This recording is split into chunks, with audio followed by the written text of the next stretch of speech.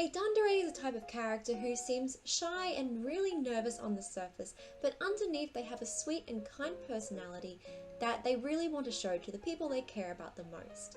In today's video, I'm going to be talking about this character type and how you can create a character like this in your manga, comic, or light novel.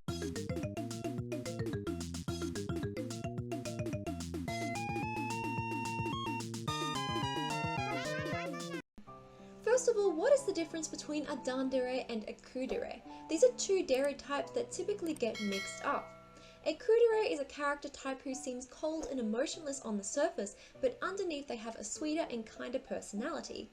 Whereas a Dandere is someone who is shy and really nervous on the surface, but they have a sweet and kind personality underneath.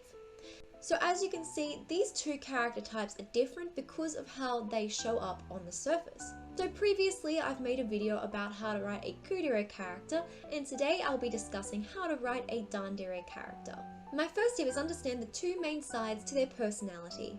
A Dandere, as mentioned, will have two main sides to their personality. The shy and nervous side that they have on the surface, which is more of a defense mechanism, and then the sweet and kind personality that's underneath.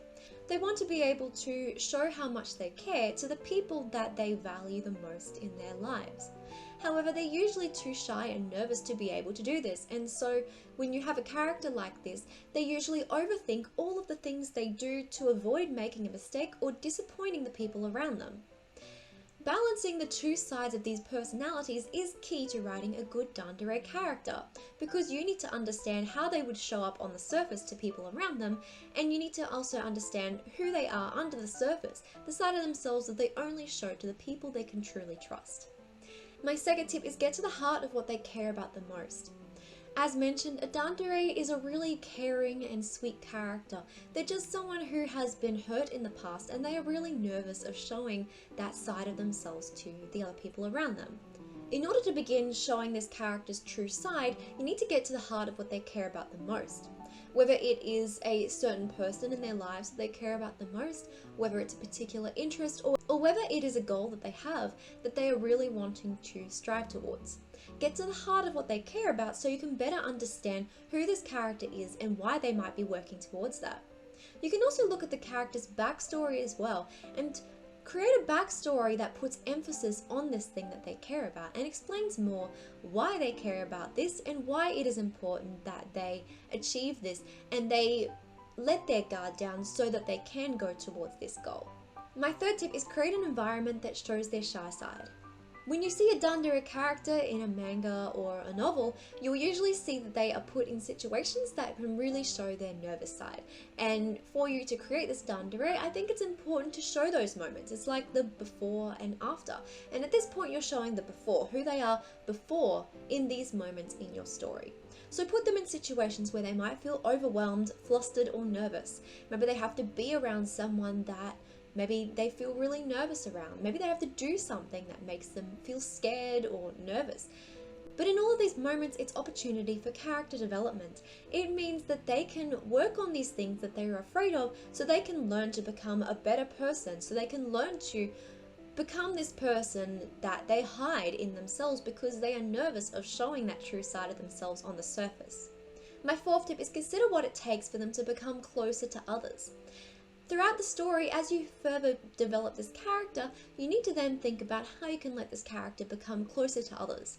I recommend creating situations in your story where this character is basically forced to work with other characters around them. So put them in situations, if they are in school for example, where they might have to do a group project or they need to work together on something.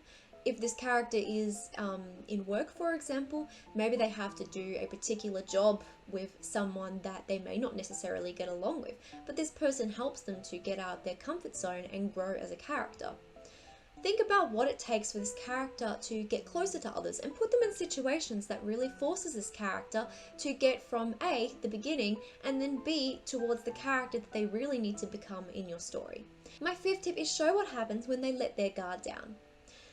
As this character begins to let their guard down and trust the other characters around them, learning more about them and maybe making some new friends, maybe they slowly learn to let their guard down and become a person that is able to show their true self more easily. without feeling so nervous and afraid, which is their defense mechanism. Through whatever may have happened in their past, they've likely developed this shy and nervous personality as a coping mechanism because they don't want to reveal their true sweet and kind self. Maybe they've revealed that sweet and kind personality at times and they have been let down or used, or people have misjudged them. And so by this point in the story, when they're starting to let their guard down, they may be around a particular character or in a situation or have made friends where they feel they can be their true selves. And that is when you can slowly show that this character is letting their guard down. And then you can show the true personality of the Dandere, who is someone who might be a little bit timid, but they are also someone who shows that kind and caring side more easily to the people they care about. My sixth tip is give them a hobby or interest.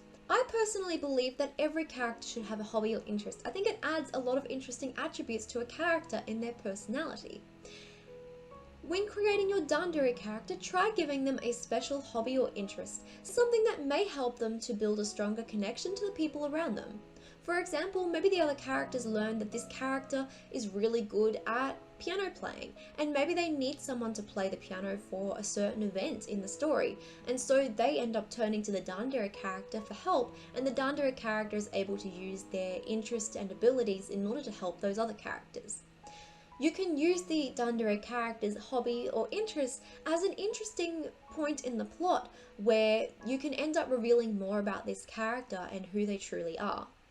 My seventh tip is show how they connect to others in their own way. Danderes will have their own unique way of connecting to the other characters around them, and it may not be what you might typically see. In typical stories, you might see characters communicating with each other and learning more about each other, and that's how they might connect. But for a Dandere, it's pretty different.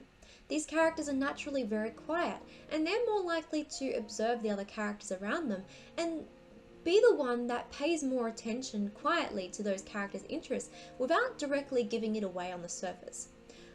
For example, they're the type of character where maybe this character's birthday comes around, but no one else really paid much attention, but the Dandere character, who was always quietly observing, knows that it's this character's birthday and maybe gives them a small gift, gives them something that really shows that they have been paying attention this whole time. In another example, maybe a character forgets something. Maybe it's raining outside and they forgot their umbrella and they're like, oh, I can't believe I forgot my umbrella, how silly. But then the Dandere character comes out with their umbrella and gives it to them. It's like, here you go. Because the Dandere character is not the type of person that is loud or communicates really openly with the other people around them, this means that they're the type of character that sees more of everything that's happening and is able to understand the people around them a lot better. And so when they are seeing these little things that other people might not notice, and it shows that this Dandere character can connect to others in a way that might not be like other characters, but is in a way that is unique to them. They pay attention to the little details that other characters may not notice. And my final tip is allow them to let others in. This is the point in the story where you get to the end point of this character's character development. When they've gone through the story and connected to others and learned how to get out of their comfort zone, then you get to this point where maybe they are still a bit timid, but they're also able to show themselves and their true personality more easily to the people they care about. Maybe they're learning to trust other people, to more confidently share their interests, and to be the character that they really want to be. Think about what this means in your story and how you can let your Dandere character allow others to get close to them and connect with those people. Finally, before I end this video, I want to give a few tips if you're creating a manga and you want to show this Dandere character through the artwork. Usually at the beginning of the story, your Dandere character might have a lot of nervous body language. You might show that in their expression or in the way they move. Maybe instead of putting their hands in front of them when they're talking, maybe they clasp their hands in front of them nervously or behind their back, or they fidget around nervously. Maybe they look down at their feet or they look away, they don't make eye contact. Maybe when they speak through their dialogue, maybe they stumble over their words or they just seem really nervous or timid about the things they say. But as you progress through the story, maybe your character ends up learning how to stand up straighter. Maybe they learn how to look people in the eye. Maybe there's someone who has a less timid body language, and as someone who is able to feel a little bit more confident in themselves. I feel like this kind of progression is something that can not only be shown through the story, but also how you show it through the art. I think the art is a great way of telling a story, and I think you can really show that through how your character's body language and expressions might change as they continue to grow as a character. And one more thing too, this can also be shown through action scenes or moments where your character has to make a choice. A Dandere character might hesitate over their actions, so they might be trying to decide on the right thing, and you can show them looking really flustered or unsure of the decision to make.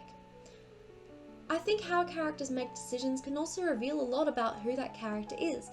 And in the way Danderes make a decision, maybe at the beginning they become really unsure or nervous, looking to the other characters for help on making that decision. But later on in the story, maybe they're the kind of character who is able to decide things for themselves much more easily, and that can also show a lot of character development. Thank you so much for watching my video today, everyone. I really hope you enjoyed it. If you did, please let me know in the comment section down below. Let me know what kind of Dandere character you're creating, because I'd really love to hear about them. Dandere characters are one of my favourite dere types. If you'd like to see more videos on dere types, please let me know what types of dere videos you would like me to make. Again, thank you so much for watching. I hope you have an amazing day, and I will see you in the next video. Bye!